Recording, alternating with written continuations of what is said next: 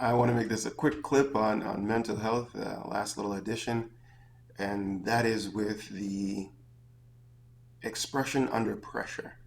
So when somebody's feeling stressed out and they react, let's say, with passiveness or anger or frustration or any kind of strong externally expressed emotion or strong internally felt emotion, this generally is the body's way of showing us that we are now leading with our most, uh, let's say, least developed part of ourselves, right? The weakest link in the chain, I guess is a good way to say it.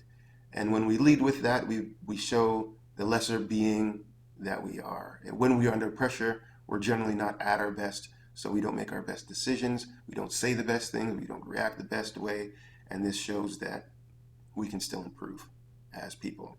There's nothing wrong with having to improve because that's the story of life, really, but it is good to note what is happening. And when it reflects and we take from it that we need to work on something, then we have growth. If we simply just allow it to express time and time again, then we can't say that we're moving towards where we should be in a positive way. So when we have a large expression of emotion, this means that generally we're not doing a great job with mental health. I guess the best thing to do in this position would be to assess our environment, our physical environment, our emotional environment. What have we done recently that's caused this? What have we never taken a look at that's really causing it to resurface? How's the situation showing us the thing that we need to change about ourselves? This is the most positive thing you can take from emotional outbursts or inbursts. Withdrawing from your friends is a style of self-punishment in a way.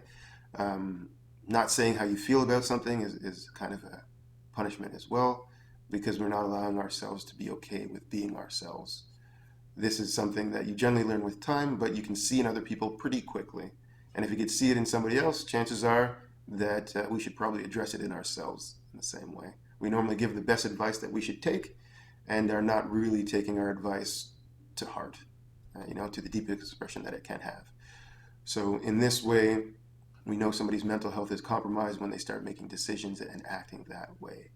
Generally, when we want to say that we are at a better state of mental health, we'd reply to the challenge as soon as it is a challenge. We wouldn't repress it until it becomes an outburst.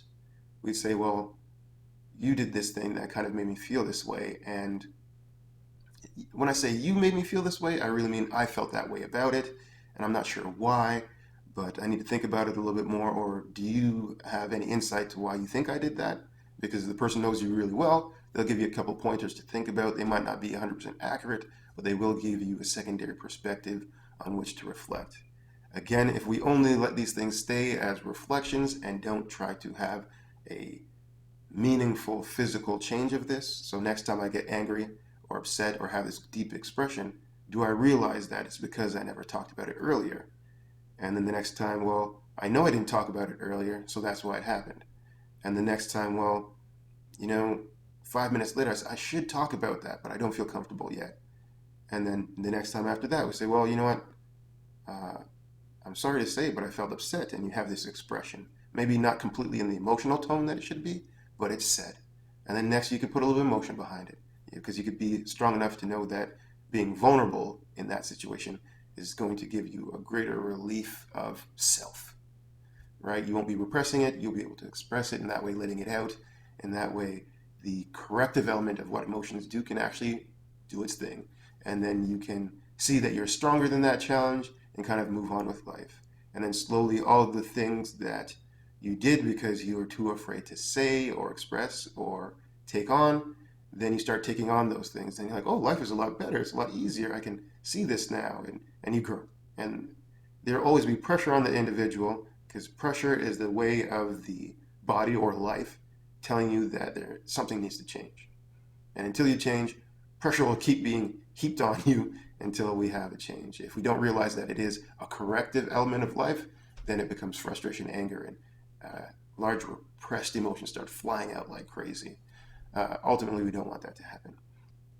So this is just a quick insight I wanted to give with mental health, emotional expression being the first thing that we want to do.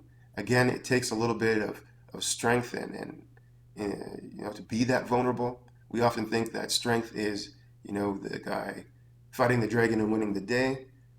That might be easier than being emotionally open and getting rejected by his true love. You see, that's less dangerous. Fighting the dragon is a physical thing.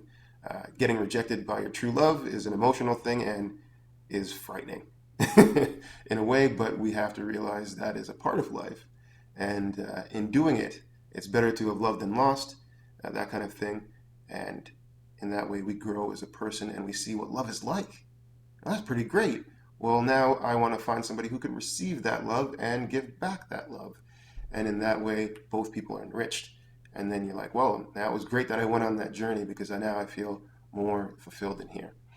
All right, so I'm going to stop there before I keep talking about things. It's quite interesting to me. Have a great day, and hopefully that was enlightening and caused you to think a little bit deeper.